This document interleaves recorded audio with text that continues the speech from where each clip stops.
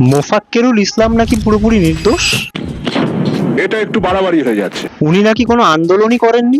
সমস্ত মুসলিম মানুষদের ভোটার করে দিয়েছে বা ডিলিট করেছে যাদের নাম হয়নি, তাদের আন্দোলনে সহযোগিতা করতে গিয়ে। যদিও ওই আন্দোলনটা আমি করিনি। আর হ্যাঁ, উনি তো আন্দোলনের পাশ দিয়ে যাচ্ছিলেন, উনি তো কিছু করেননি, নির্দোষ পুরো। আমি কলকাতা থেকে আলিপুরদুয়ার যাচ্ছিলাম, ওই আন্দোলনের পাশ দিয়ে যাচ্ছিলাম।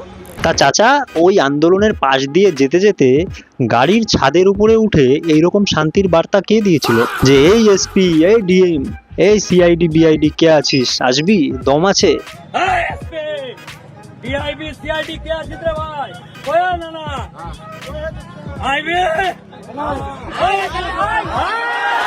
যদিও ওই আন্দোলনটা আমি করিনি। শুধুমাত্র গ্রেপ্তার হতেই হালত এত পাতলি হয়ে গেল চাচা?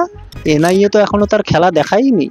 এই বাংলায় থেকে ওই কালো কোট পরে ফেসবুকে বড় বড় বাতেলা ঝাড়া ওই বাংলাদেশি জেহাদিদের মতো শান্তির বার্তা দেওয়া এবার হারে হারে টের পাবেন।